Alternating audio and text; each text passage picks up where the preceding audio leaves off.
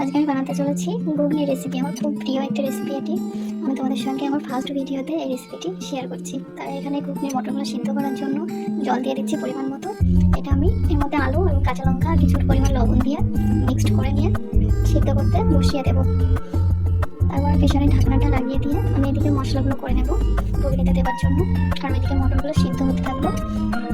মশলাগুলো আমি শিলে বাটা করবো, তার কারণ শিলে পেস্ট মশলাগুলো অনেক টেস্টি হয়।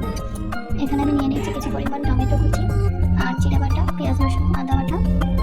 আর এদিকে আমি কড়াইতে তেল দিয়ে দিয়েছি।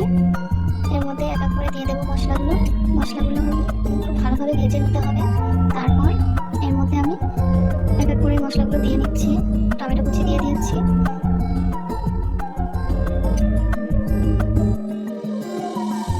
খুব ভালোভাবে নেড়ে নিয়ে ভালোভাবে নাড়তে থাকতে হবে। মশলাগুলো কষানোর পর ভালোভাবে তারপর এর সঙ্গে আমি সিদ্ধ করে রাখা মটরগুলো অ্যাড করে দিচ্ছি।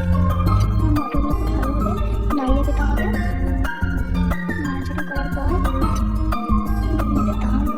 সেন্ট বেরিয়েছে এখন থেকে। তারপরে আমি সিদ্ধ করে রাখা আলুগুলো ভেঙে দিচ্ছি। সিদ্ধ করে রাখা আলু এরকম ভেঙে ভেঙে দিলে ঘুগনিটা খুব ঘন হয় এবং টেস্টি হয় খেতে। পুরো দোকানের মতো ঘুগনি হবে। আপনারা চাইলে এমনিতেও দিতে পারেন, এমনি মটরের সঙ্গে ছোটো ছোটো করে আলু কেটে সিদ্ধ করেও করতে পারেন। আর এইভাবে একবার আলু ভেঙে ভাঙা করে দিয়ে তারপর করে দেখবেন। এরপর জল ঢেলে দেওয়ার পরে ঘুগনিটা ফুটতে শুরু করে দিয়েছে। ঘুগনি আমার খুব প্রিয় জিনিস। এর মধ্যে আমি একটু বাটার অ্যাড করছি। বাটার দিলে ঘুগনির ফ্লেভারটা অন্যরকম চলে আসবে।